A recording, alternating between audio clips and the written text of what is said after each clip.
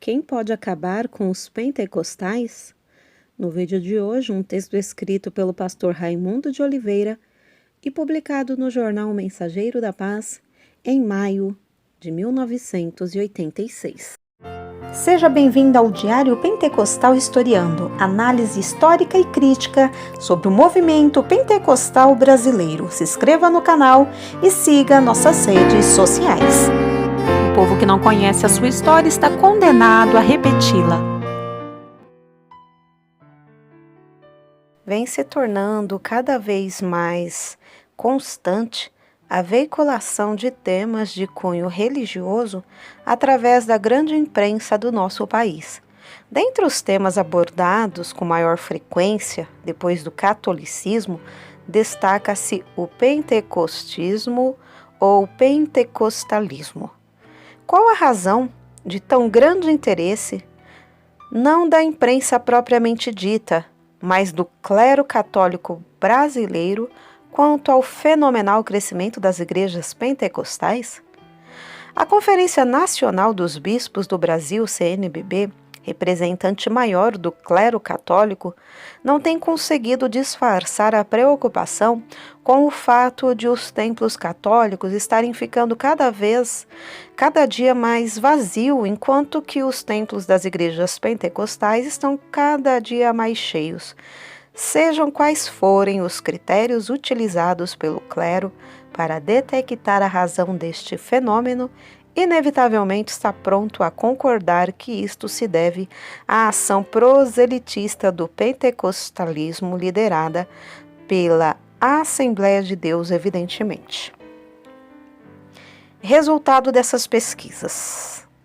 Pesquisas até aqui patrocinadas pela CNBB, procurando achar as possíveis causas do crescimento do pentecostalismo no Brasil, conduzem os pesquisadores às seguintes conclusões. Primeira, as pessoas mais simples não encontram respostas para as suas inquietações nas celebrações litúrgicas do catolicismo, em geral, cheias de pompa e de mistérios, verdadeira afronta e desprezo à religiosidade popular.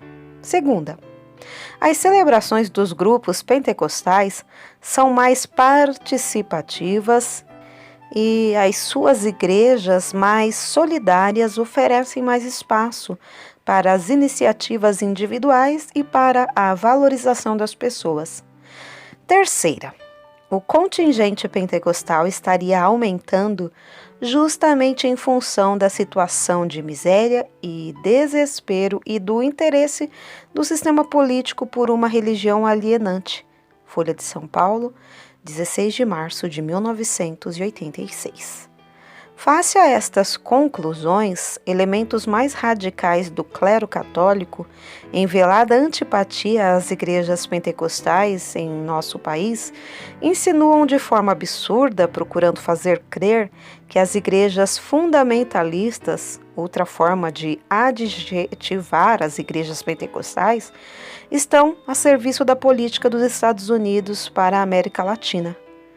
Para esses radicais, ao prevalecer-se da índole antimarxista dos pentecostais, os Estados Unidos acharam neles fortes aliados para impedir a consecução de reformas sociais propugnadas para o nosso continente. Deste modo, o pentecostalismo estaria comprometido com o retrógrafo, enquanto que o catolicismo, este sim, estaria comprometido com o progresso. Medidas de repressão. Para a cúpula do catolicismo brasileiro, o elemento mais condenável no pentecostalismo é o seu proselitismo. Para fazer frente a este elemento, segundo o clero, determinador do crescimento das igrejas pentecostais, a CNBB vem arquitetando a deflagração de uma guerra santa, usando armas que vão desde a simples tentativa de recatolização de pentecostais que abandonaram o catolicismo, até o uso, se necessário, da repressão. A possibilidade da utilização de qualquer um desses instrumentos por parte do clero é patente no livro A Fé Cristã em Crise. O cardeal Ratzinger se interroga.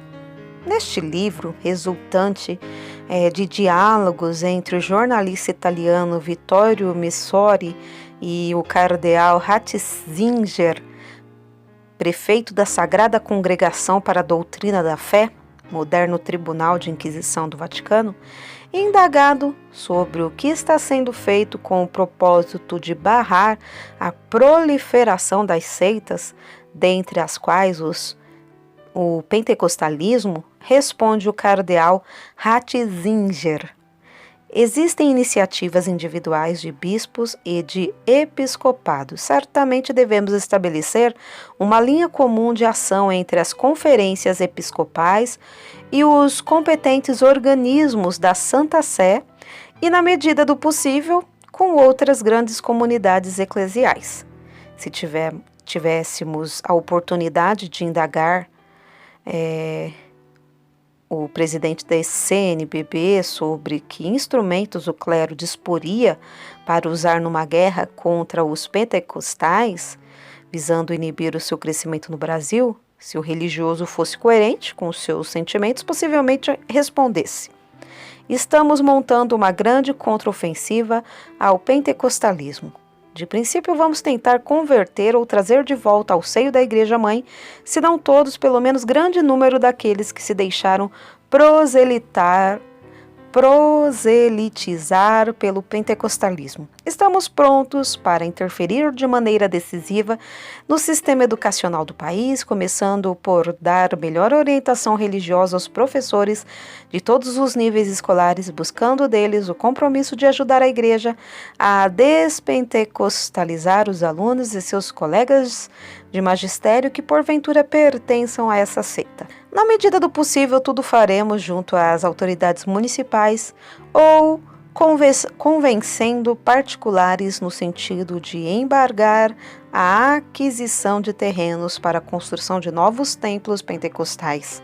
Se de todo não pudermos eliminá-los do nosso meio, tentaremos consolar-nos com a possibilidade de eles construírem os seus templos na periferia da cidade. Enquanto não elabora um plano mais detalhado, o clero irá arregaçar as mangas no sentido de ajudar a eleger gente nossa nas próximas eleições. Uma vez que o Congresso eleito, em novembro próximo, terá poderes constituintes, vamos oferecer o nosso apoio a qualquer candidato, seja ele da extrema-direita ou da extrema-esquerda, marxista, satanista ou espiritista, desde que faça o nosso jugo. Deste modo, poderemos escrever uma Constituição mais justa, pondo fim aos excessos de liberdade religiosa que se tem neste país. O Brasil é um país católico e, para assim continuar, é fundamental amordaçar o pentecostalismo. Quem crer que esta hipótese seja inexequível ignora a capacidade de perversão do clero católico romano. Basta dar uma repassada na história recente para ver do quanto ele é capaz. A Etiópia não era país católico romano. No entanto, conquistada pela Itália, tornou-se patrimônio missionário da Igreja Romana. Assim, vários missionários evangélicos escandinavos foram expulsos de lá. Tratamento igual receberam os professores protestantes na Igreja Presbiteriana, os quais há muitos anos vinham prestando àquela terra um serviço verdadeiramente altruísta com suas escolas e hospitais.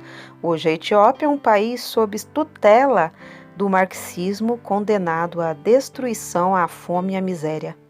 O general Franco aniquilou o protestantismo na Espanha e como recompensa foi saudado pelo Papa de Roma como salvador do cristianismo. O costume do cachimbo. O catolicismo institucional tem sofrido seríssimos problemas diante da necessidade de viver no século XX liderado por um clero de mentalidade medieval.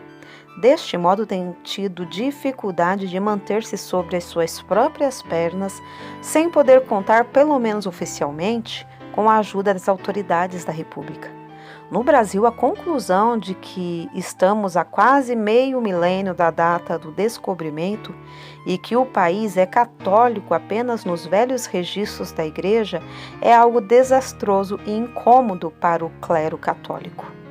Leão XIII, na encíclica sobre a Constituição Cristã dos Estados, assinala as deficiências de algumas democracias e enumera estas falhas. 1. Não fazer pública confissão de sua religião e da religião verdadeira. 2. Conceder à religião católica uma posição social somente igual às das mais religiões. 3.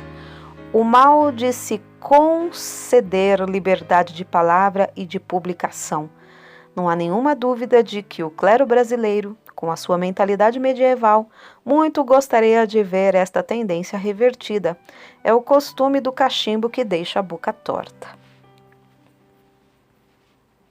Este é um esquema velho e conhecido. Quando é minoria, o catolicismo reclama liberdade religiosa em nome dos princípios protestantes, e quando está em maioria, nega a liberdade religiosa em nome dos princípios católicos.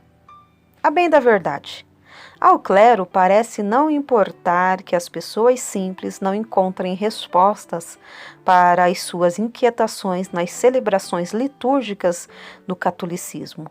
Não se constitui problema o reconhecimento de que existe maior valorização da pessoa dentro das igrejas pentecostais. Porém, se constitui em algo insuportável o proselitismo pentecostalista. Por que então, em lugar de combater os mecanismos pentecostalistas de aliciamento de adeptos, como diz o clero, o catolicismo não reavalia os seus próprios métodos de ação e metas propostas?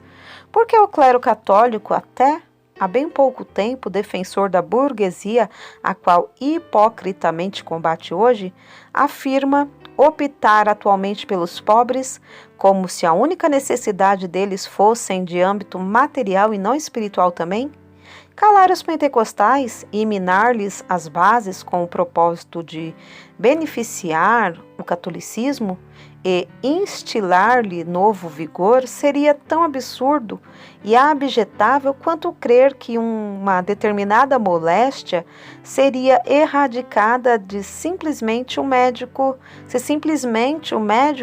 que a descobriu fosse eliminado. O maior inimigo do catolicismo brasileiro não está no pentecostalismo, mas no seu próprio clero, ora comprometido com o que há de mais medieval, ora comprometido com o politiquismo e o marxismo. Por culpa de quem 20 anos de cinema conseguiram tornar Carlitos o mais famoso tipo cinematográfico de Charlie Chaplin, mais conhecido aos brasileiros do que o Cristo, depois de 4 séculos de catolicismo, garanto que isto não se deu por conta dos pentecostais, mas pela ausência de zelo evangelístico e missionário da própria Igreja Católica. Por esta razão, segundo declara o católico Alexandre Carrillo, a maior parte de nossa gente tem um catolicismo sui generis. Um católico ortodoxo da Europa ou dos Estados Unidos mal conheceria seu próprio culto através das práticas supersticiosas de nosso povo.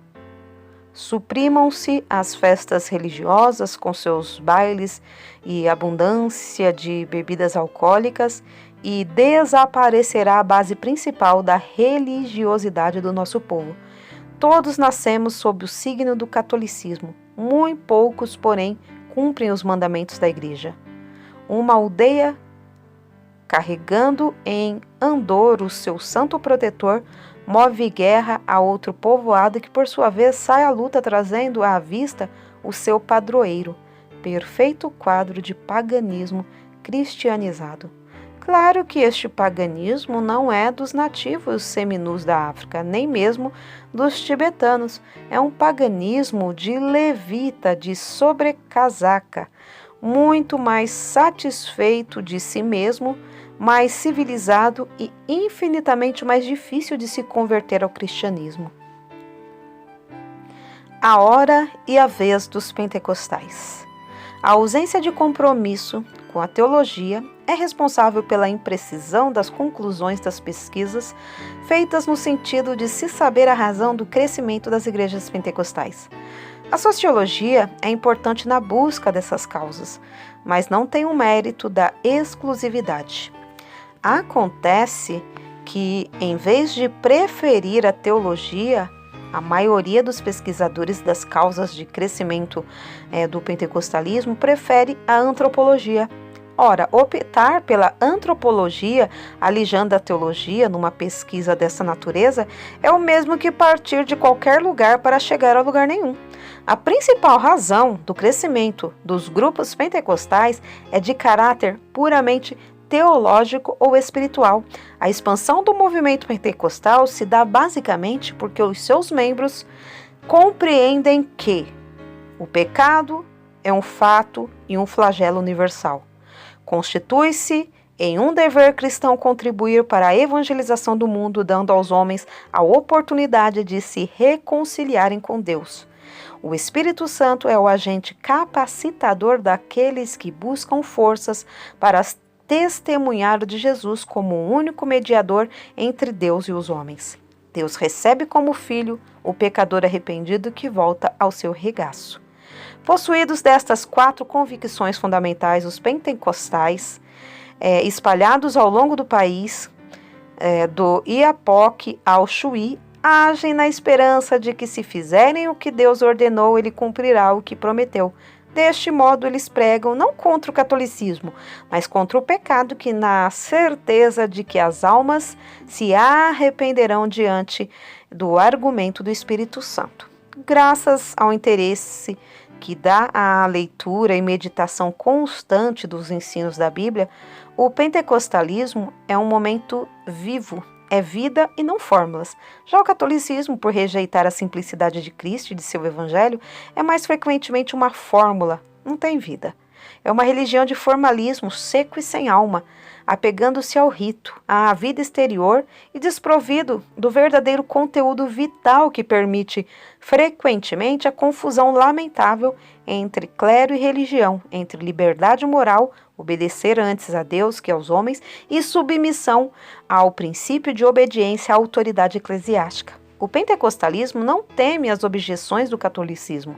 As igrejas pentecostais suportarão impávidas todos os golpes desferidos pelos fiéis soldados do Papa e cidadãos do Vaticano. Deste modo, se o catolicismo conseguir exercer uma influência moral e espiritual mais profunda e mais vital que as igrejas pentecostais, e assim conseguir atrair novamente para suas fileiras não apenas os pentecostais, mas também os espirituais, os pais e os filhos de santos, e aqueles que se deixaram envolver com seitas orientais exóticas, que o faça. Os triunfos espirituais, é claro, alcançam-se com métodos persuasivos e nunca com métodos coercitivos. Aquele que possui um diamante genuíno, e disso está certo, jamais se assusta na hora em que lhe pedem uma prova, seja ao fogo, seja ao martelo, pois tem certeza absoluta de que o diamante a ambos resistirá, e com isso demonstrará que está na posse de uma joia verdadeira. Como disse Mariano Moreno, a verdade, como a virtude, tem em si mesma sua irrefragável apologia. Pentecostismo ou pentecostalismo são termos frequentemente usados pela imprensa secular para designar o movimento pentecostal como um movimento fora do protestantismo tradicional. Foram usados ao longo deste artigo por força do seu caráter apologético.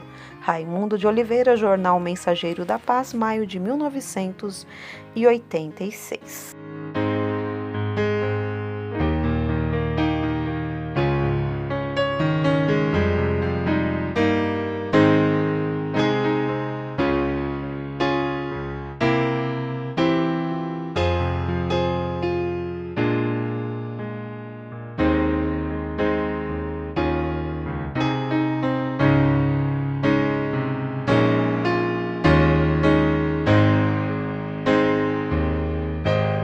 porque nada podemos contra a verdade, senão pela verdade. Segunda carta aos Coríntios 13:8.